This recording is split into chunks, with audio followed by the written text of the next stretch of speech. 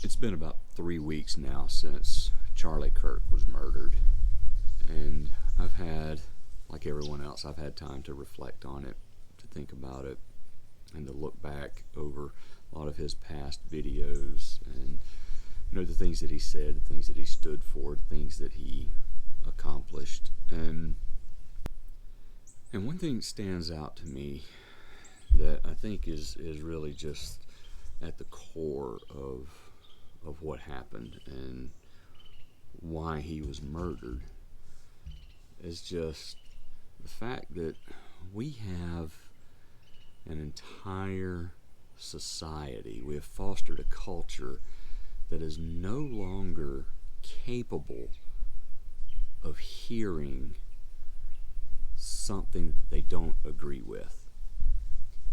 We have multiple generations of people that have been programmed to believe that the truth is whatever you make up, and that everyone around you must accept it, must agree with it, must abide by it, and go along with whatever you say, or that person is your enemy and must be destroyed.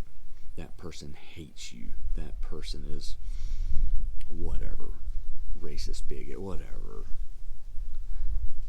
And that's just simply not reality. It's a reality that we've created, but it's not how a society is supposed to work. It's not how people are supposed to interact.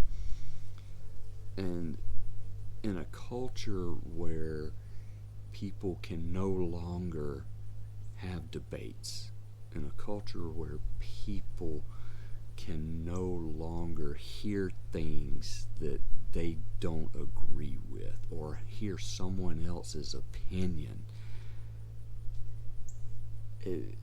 it's just gotten out of control. And Charlie Kirk himself said it in a video I saw, where a woman asked him, "Why do you do this?" And I'm paraphrasing here, but he basically said, "Because we need to talk. Because when we stop talking is when we turn to violence." Take a look around you. That's what's happened. People no longer talk. People no longer debate. People equate disagreement with hatred. And it has turned to violence. It has turned to attacks. It is something that the politicians and political system has learned to capitalize on. They're truthfully the ones driving a lot of it. I heard a sermon years ago by Josh Howerton, who's a pastor out of Dallas, Texas area.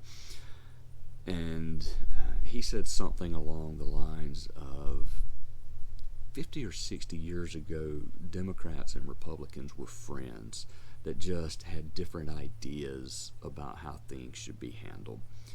Today, they are bitter enemies determined to destroy each other. There's something wrong with that. And we have allowed that mindset to seep into the culture. People no longer see people anymore. People no longer value human life. They no longer see human beings. What we see now are everyone is a Democrat or a Republican. Everyone is for Trump or against Trump. Everyone is a Christian or attacking Christians. Everyone is in this category or that category, or belongs to this group or that group. And we've just lost the capacity to be people, to be people of different backgrounds, different ideas, different opinions, different cultures. And it's that differentiation that initially made America great, I guess. Not to borrow Trump's slogan, but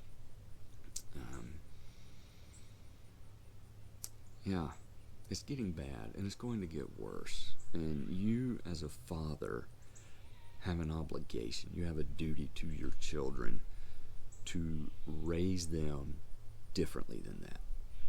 You need to be able to have children that can hear other opinions, that can entertain other points of view, other ideas.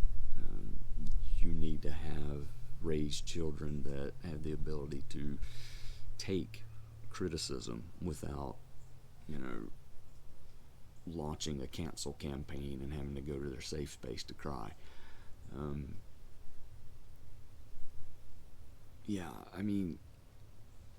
That's what they need to survive in the world, right?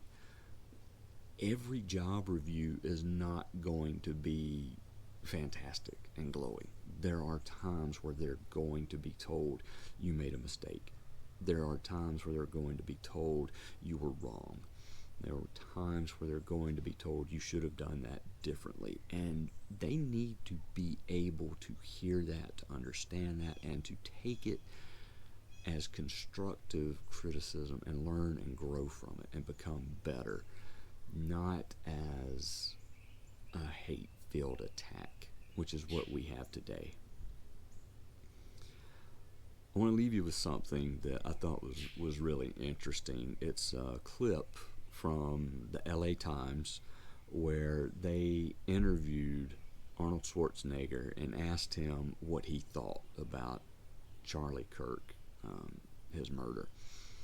And it's good. I want you to take a couple of minutes and listen to it. I'm actually very surprised that the LA Times published this, simply because this is something that you will not hear many politicians or celebrities say, and he is both. He is a celebrity that turned politician, was the governor. So take a listen.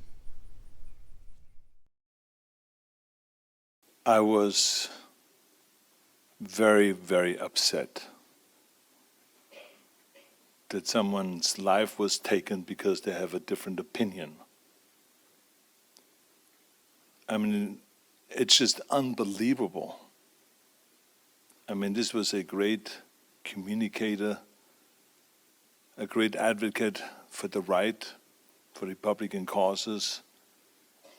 And he had such a great way of communicating with the students that agreed or disagreed with him.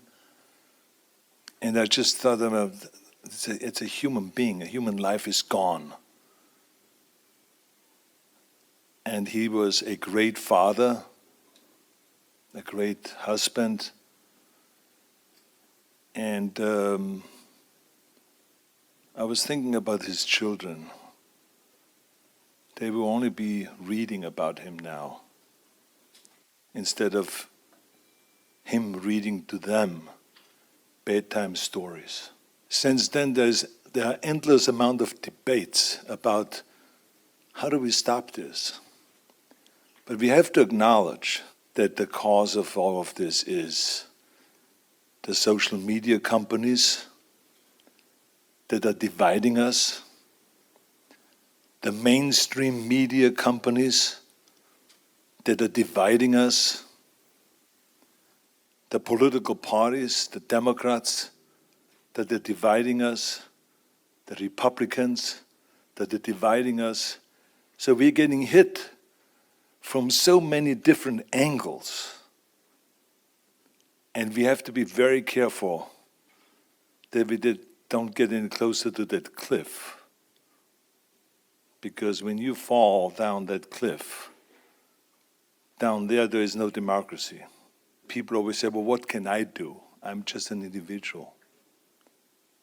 But each and every one of you in here can make a difference. You can show leadership. This is about leadership. This is a time to show leadership. How you not see the other side as the enemy, or to fight fire with fire, like they're saying today, or to declare war on each other, as they're saying today.